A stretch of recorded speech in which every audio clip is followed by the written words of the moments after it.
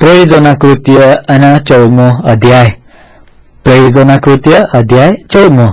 ઇકોનિયામાં તેઓ બંને યહૂદીઓના સભાસ્થાનમાં ગયા અને એવી રીતે બોલ્યા કે ઘણા જ યહૂદીઓએ તથા ગ્રીક લોકોએ વિશ્વાસ કર્યો. પણ અવિશ્વાસી યહૂદીઓએ વિદેશીઓને ઉશ્કેરીને તેઓના મનમાં ભયોની વિરુદ્ધ અંટસ ઉત્પન્ન કર્યો. તેથી તેઓ લાંબી મુદત સુધી ત્યાં રહીને પ્રભુના આશ્રયથી હિંમત રાખીને બોલતા રહ્યા. અને પ્રભુએ તેઓની હસ્તક ચમત્કારો તથા અદ્ભુત કૃત્યો કરાવીને પોતાની કૃપાના વચનના ટેકામાં સાક્ષી આપી. પણ શહેરના લોકોમાં ફાટફૂટ પડી. કેટલાકે યહૂદીઓનો પક્ષ લીધો અને કેટલાકે પ્રેરિતોનો પક્ષ લીધો, તેઓનું અપમાન કરવા તથા તેઓને પથ્થરે મારવા સારું. જ્યારે વિદેશીઓએ યહૂદીઓએ પોતાના અધિકારીઓ સહિત હિલચાલ ઊભી કરી ત્યારે તેની ખબર પડતા તેઓ લુકોનિયાના શહેરોમાં લુસ્રા તથા દર્બેમાં તથા આસપાસના પ્રાંતોમાં નાસી ગયા. ત્યાં તેઓ સુવાર્તા પ્રગટ કરતા હતા. લુસ્રામાં એક પાંગળો માણસ બેઠેલો હતો. તે જન્મથી લંગડો હતો અને કદી ચાલ્યો ન હતો. તે પાઉલને બોલતો સાંભળતો હતો અને પાઉલે તેની તરફ એકી નજરે જોઈ રહીને તેને સાજો થવાનો વિશ્વાસ છે એ જાણીને મોટે સાદે કહ્યું કે તું પોતાના પગ પર સ્થિર ઉભો રહે. ત્યારે તે કૂદીને ઉભો થયો અને ચાલવા લાગ્યો. પાઉલે જે કર્યું હતું તે જોઈને લોકોએ લુકોનિયાની ભાષામાં પોકારીને કહ્યું કે માણસોનું રૂપ લઈને દેવો આપણી પાસે ઉતરી આવ્યા છે. તેઓએ બારનાબાસને ઝિયુસ કહ્યો અને પાઉલને હર્મેસ કહ્યો, કેમ કે તે મુખ્ય બોલનાર હતો. હવે ઝિયુસનું મંદિર શહેરને મોખરે હતું. તેથી તેનો યાજક ગોધાઓ તથા ફૂલના હાર ભાગે લાવીને લોકો સહિત બલિદાન આપવા ઈચ્છતો હતો.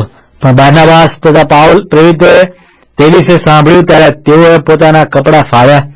એ લોકોમાં દોડી જઈને મોટે સાદે કહ્યું કે સદગૃહસ્થો, તમે આવું કામ શા માટે કરો છો? અમે પણ તમારા જેવી પ્રકૃતિના માણસો છીએ અને આ મિથ્યા વાતો તજી દઈને આકાશ, પૃથ્વી તથા સમુદ્ર તેઓમાંના સગડાને ઉત્પન્ન કરનાર જીવતા દેવની તરફ તમે ફરો માટે અમે તમને સુવાર્તા પ્રગટ કરીએ છીએ. ત્યાં તો આગલા જમાનાઓમાં સર્વ લોકોને તેમને પોતાના માર્ગે ચાલવા દીધા, તો પણ કલ્યાણ કરતા અને આકાશથી વરસાદ તથા ફળવંત ઋતુઓ તમને આપતા અને અન્નથી તથા આનંદથી તમારા મન તૃપ્ત કરતા તે પોતાના વિશે સાક્ષી આપ્યા વગર રહ્યો નથી. તેઓએ લોકોને એ વાતો કહીને પોતાના બલિદાન આપતા મુશ્કેલીથી અટકાવ્યા. અંત્યોક તથા ઇકોનિયાથી કેટલાક યહૂદીઓ ત્યાં આવ્યા. તેઓ લોકોને સમજાવીને પાઉલને પથ્થરો માર્યા અને તે મરી ગયો છે એવું ધારીને તેઓ તેને શહેર બહાર ઘસડી લઈ ગયા. પણ તેની આસપાસ શિષ્યો ઊભા હતા. તેવામાં તે ઉઠીને શહેરમાં આવ્યો અને બીજે દિવસે બારનાબાસ સાથે દરબે ગયો. તે શહેરમાં સુવાર્તા પ્રગટ કર્યા પછી તથા ઘણા શિષ્યો કર્યા પછી તેઓ લુસ્રા તથા ઇકોનિયામાં થઈને અંત્યોક પાછા આવ્યા. તેઓએ શિષ્યોના મન દ્રઢ કરતા તેઓના વિશ્વાસમાં ટકી રહેવાનો સુબોધ કર્યો અને કહ્યું કે આપણને ઘણા સંકટમાં થઈને દેવના રાજ્યમાં જવું પડે છે.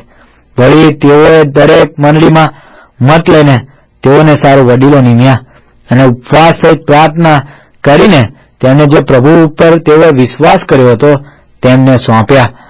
પછી તેઓ પિસુદિયા થઈને પંફુલિયા આવ્યા. પર્ગેમાં ઉપદેશ કર્યા પછી તેઓ અતાલિયા આવ્યા. પછી ત્યાંથી તેઓ વહામાં બેસીને અંત્યોક ગયા કે જ્યાં તેઓ તે કામ પૂરું કરી આવ્યા હતા તેને સારું તેઓને દેવની કૃપાને સોંપવામાં આવ્યા હતા. તેઓએ ત્યાં આવીને મંડળીને એકઠી કરીને જે કામ દેવે તેઓની હસ્તક કરાવ્યા હતા તે અને શી રીતે તેણે વિદેશીઓને સારું વિશ્વાસનું બારણું ઉગાડ્યું હતું તે બધું કંઈ સંભાળ્યું. પછી તેઓ શિષ્યોની સાથે ત્યાં ઘણા દિવસ રહ્યા.